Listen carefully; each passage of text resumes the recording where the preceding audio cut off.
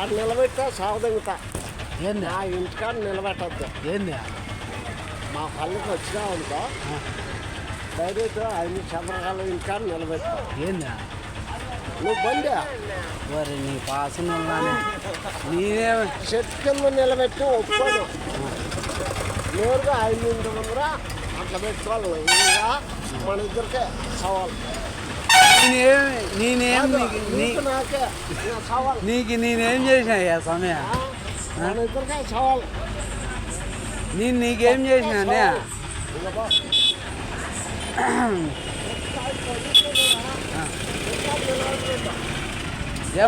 అంటే పల్లెకి రాకూడదనా నువ్వు పల్లెకి రాకూడదనా పల్లెకి రా.